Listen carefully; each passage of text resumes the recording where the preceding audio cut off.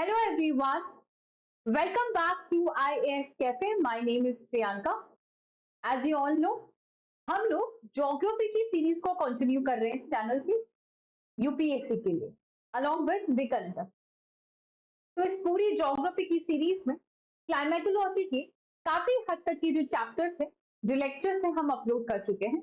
आज चैप्टर 10 जो है एयर सर्कुलेशन ऑफ एनसीईआरटी, उसका पार्ट 3 जो है हम अपलोड करने वाले हैं और ये चैप्टर आज खत्म हो जाएगा। बहुत ही छोटा सा इसका पार्ट जो है वो बाकी about the regional and the local winds, तो वो खत्म करके हम लोग फिर साइक्लोन की तरफ शिफ्ट होंगे। And after the cyclone we will talking about the air mass, यानी कि जो एयर का सेचुरेशन होता है वो कैसे होता है, क्लाउड फॉर्मेशन कैसे होता है, थंडर वगैरह कैसे होता है।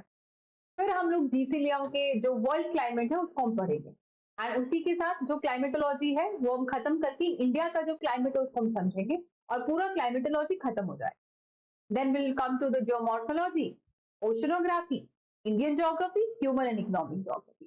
So this is how we have planned our geography series on this channel. अगर आपको हमारी लेक्चर्स पसंद आ रहे हैं तो प्लीज हमारे चैनल IAS कैफे को लाइक कीजिए, सब्सक्राइब कीजिए और शेयर कीजिए। नाउ मूविंग फॉरवर्ड, हमने हमारा कल का जो लेक्चर है वो ग्लोबल एटमॉस्फेरिक सर्कुलेशन पे खत्म किया था। बहुत ही स्लोली हमने तीन, जिसका ट्राई सेल्यूलर मॉडल है, जो तीनों सेल है आपके पास, हेवी सेल था, फेरल सेल और पोलर सेल, और जो प्लेनेटरी विंड थी जिसमें हमारे पास ट्रेड विंड थी, आपके पास ईस्टर्ली थी, वेस्टर्ली थी, इनको समझा। आज का जो हमारा डिस्कशन होने वाला है वो पूरी तरह से जो लोकल विंड है उसके ऊपर होने वाला है। बहुत ही सिंपल सा चैप्टर है ये, बहुत ही सिंपल सा टॉपिक आप बोल सकते हो, छोटा सा ये लेक्चर होने वाला है। ठीक है, तो जब हम लोकल विंड के बारे में बात करते हैं, सबसे पहली बात, ये टेम्पररी विंड होती है। जब हमने कल परमानेंट विंड के बारे में बात करी थी, प्लैनेटरी विंड के बारे में बात करी थी, वो थी आपके पास ट्रेड विंड, ईस्टर्लीज और वेस्टर्लीज, यानी कि ये वो विंड है जो अर्थ के प्लैनेट में पूरे साल जो है बहती रहती है। लेकिन जब हम लोकल विंड के बारे में बात करते हैं, these blow in a very small region और बहुत ही छोटे टाइम पीरियड के लिए चलती है, तो इसलिए हम बोल सकते हैं कि ये होती है टेम्पररी विंड।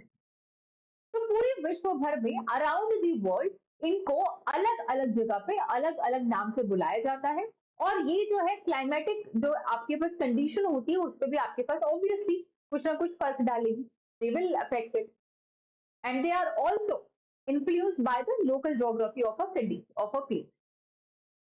तो बेसिकली अर्थ का और आपके पास जो ओशनिक सरफेस जो होता है, लैंड मास और ओशनिक सरफेस, उनका जो डिफरेंशियल हीटिंग और कूलिंग होता है, उसकी वजह से रीजनल विंड जो है, जो लोकल विंड है, वो बहुत ज्यादा वेरी करती है।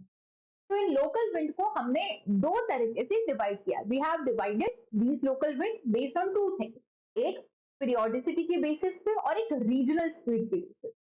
मतलब पीरियोडिसिटी का मतलब यहाँ पे हम क्या बोल रहे हैं कि 24 आवर्स में ये विंड अपना जो डायरेक्शन है वो दो बार चेंज कर लेती है, यानी कि दिन के समय अगर इधर जा रही है तो रात को ये विंड वापस आ जाती है। तो जब मैं पीरियोडिसिटी के बारे में बात करती हूँ, that means with in 24 hours they change the direction.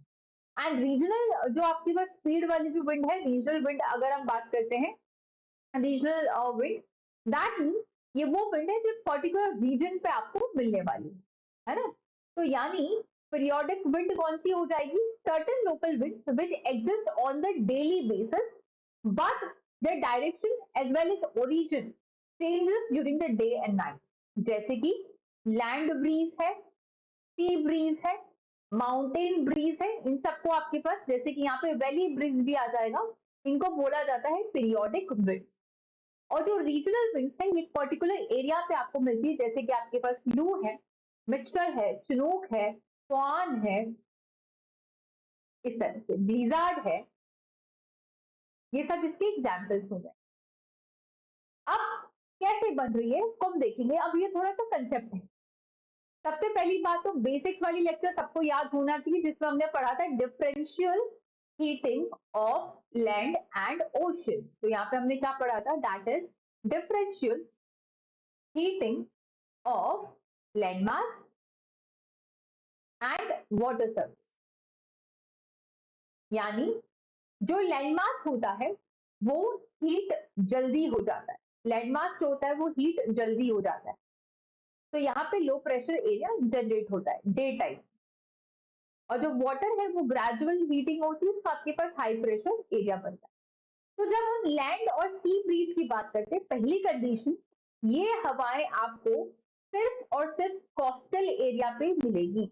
ये हवाएं आपको सिर्फ और सिर्फ कोस्टल एरिया पे मिलेगी। मान लो ये इंडिया का मैप है, Maharashtra is the best example, बहुत सारी बीच वगैरह आपको यहाँ पे मिलते हैं, जो कोस्टल एरिया है वहां पे आपको लैंड और सी ब्रीज मिलेगी।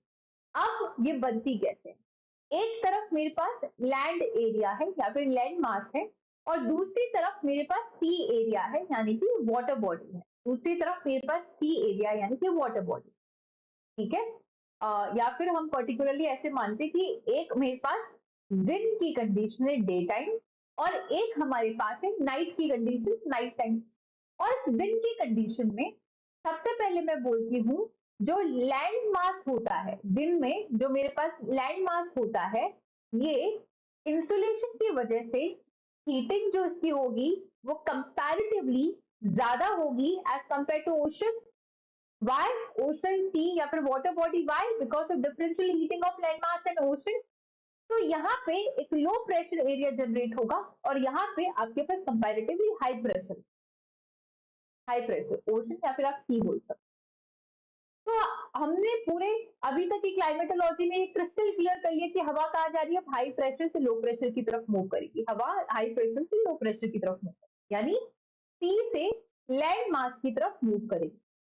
हवा का जो पॉइंट ऑफ ओरिजिन होता है, जहां से वो विंड बहना स्टार्ट हुई है, वहां से उसका नाम आ जाएगा। तो यहाँ पे हवा सी से, समुद्र से, सी से ओशन लैंड मास की तरफ जा रही है, तो नाम क्या हो जाएगा? उसको बोलते हैं नोन एज सी ब्रीज। इसको क्या बोलेंगे? इसको हम बोलेंगे सी ब्रीज, ठीक है। This is known as your sea bridge.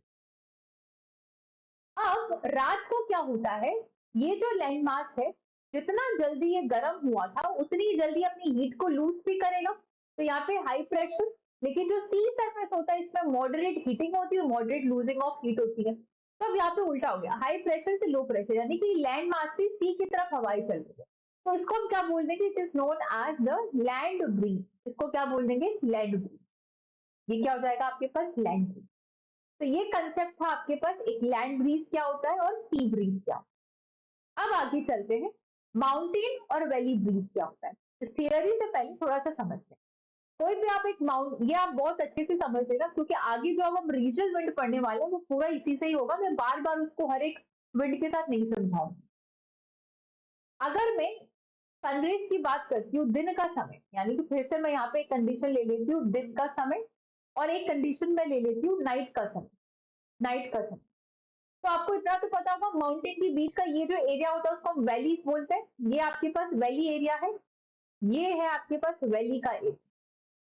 तो बिकॉज ऑफ माउंटेन की ये टोपोग्राफी कुछ ऐसे होती है, ये टोपोग्राफी कुछ ऐसे होती है कि जो स्लोप वाला एरिया होता है, यहाँ पे सनरेज जो है आपको ज्यादा मिलेगा। ये देखो माउंटेनियस एरिया या फिर स्लोप वाला जो एरिया है, तो दिन के समय जो माउंटेन या फिर जो स्लोप वाला एरिया है, माउंटेन या फिर जो स्लोप वाला एरिया है, यहाँ पे हीटिंग ज्यादा हो रही है, यानी लो प्रेशर यहाँ पे जनरेट होगा। और ये जो वैली वाला एरिया है, यहाँ पे कंपैरेटिवली आपको हाई प्रेशर एरिया दिख रहा है।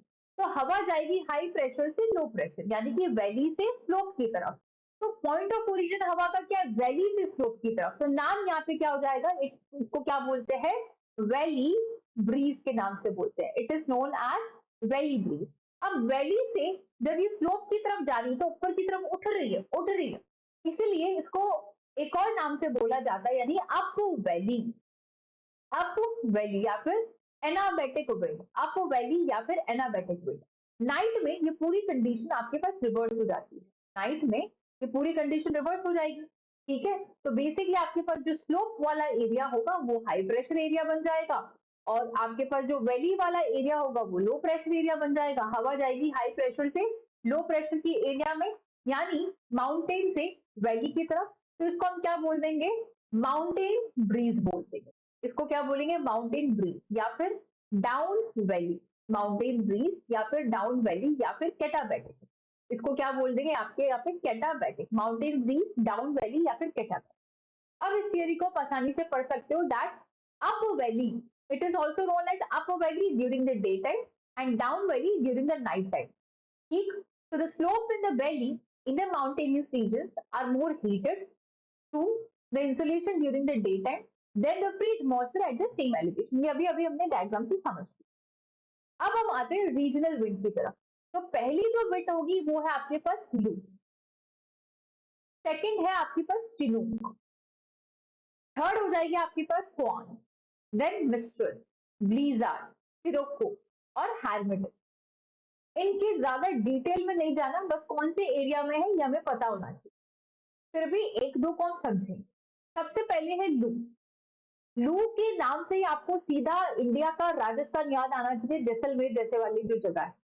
पहली कंडीशन ये चलेगी समर के अंदर, या तो पाकिस्तान या फिर अपने इंडिया वाला जो राजस्थान है वो। कैसी होती है? बहुत ही ज्यादा हॉट और ड्राई, यानी कि बिना मॉइस्चर की। It blow very strongly over the northern plains of India. इसका जो डायरेक्शन होता है वो हमेशा वेस्ट से ईस्ट में होता है। टेम्परेचर होता है 45 से 50 डिग्री सेंटीग्रेड। दूसरा आता है चिनूक। चिनूक क्या, देख लीजिए आपके पास मैप में, ये है आपके पास नॉर्थ अमेरिका। अगर आपके पास मैप है, ये नॉर्थ अमेरिका, ये साउथ अमेरिका। नॉर्थ अमेरिका के यहाँ पे एक माउंटेन होता है जिसको हम बोलते हैं रॉकी माउंटेन। क्या होता है ये? Rocky mountain. इसको हम बोल देंगे रॉकी माउंटेन। तो इस रॉकी माउंटेन को मैं यहाँ बना दूंगी। इसके इधर है पैसिफिक ओशन, यानी कि पानी वाला एरिया, तो कंपैरेटिवली हाई प्रेशर और लैंड मास पे लो प्रेशर बनेगा, तो हवाई इधर चलेगी और ये अब ओरोग्राफिक रेनफॉल करेगी, माउंटेन के ऊपर चढ़ेगी और यहाँ पे कंडेंसेशन होगा और यहाँ पे बारिश होगी। तो सारा मॉइस्चर तो इसने यही गिरा दिया। अब जब ये माउंटेन की इस तरफ में आएगी तो ये एकदम ड्राई होगी और वार्म विंड होगी। तो चिनूक कैसी होती है?